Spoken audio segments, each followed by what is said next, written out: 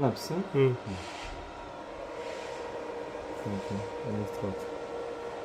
10 elektrotda. Tamam. Hop, endi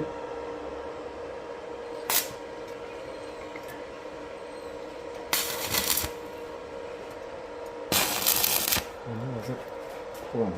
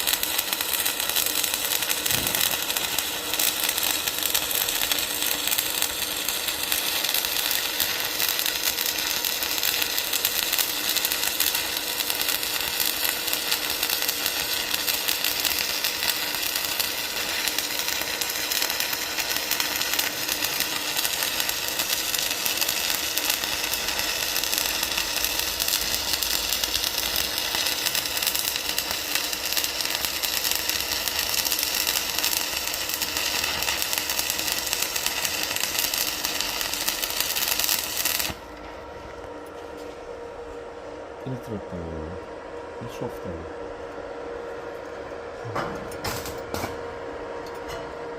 Endi nima bo'ladi? Xo'p.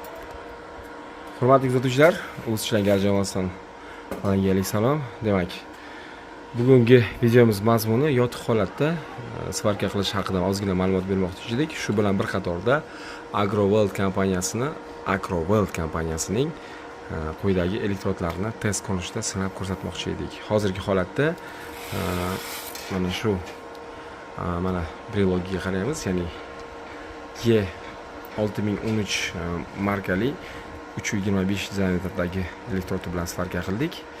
Xalq tilida 3lik va 2lik elektrot bilan almashishga o'rganganmiz.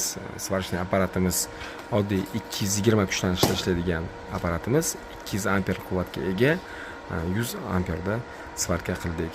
Shlak holati, svarka qilish holatimiz quyidagi ko'rinishda bo'ldi. Endi demak, shlakimizni ko'chirgan holatda sizga ko'rsatish imkoniyatini egamiz. Hop.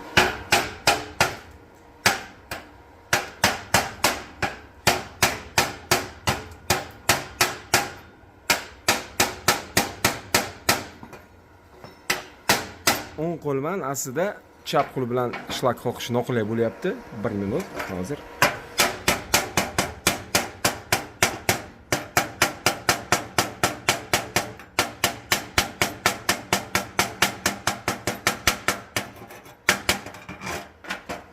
Ozgina tokimiz balandroq bo'ldi, shu sabab shlakimiz qattiqroq yopishdi.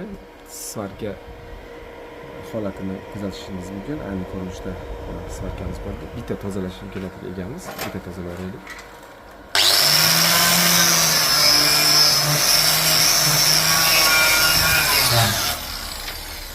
Ana endi to'liq svarkani va shofimizni tekshirish imkoniyatiga ega bo'lamiz. Hurmatli kuzatuvchilar, ayni ko'rinishda mana shoflarimiz hosil bo'lmoqda. Hurmatli kuzatuvchilar, agar sizga ham quyidagi ko'rinishdagi elektrotlarimiz ma'qul kelgan bo'lsa, bizga murojaat qilishingiz mumkin. Qashqadaryo viloyati bo'yicha sotuv ishlari bilan bugungi kunda mana shu elektrotlarimizni sotuv ishlari bilan o'z ishlangan jamoasi shug'ullanmoqda. Keyingi videolarda ham svarkalar jarayoni haqida qisqacha ma'lumot berib borishga harakat qilamiz. Sog' bo'ling, salomat bo'ling. Keyingi videolarda uchrashguncha omon bo'ling.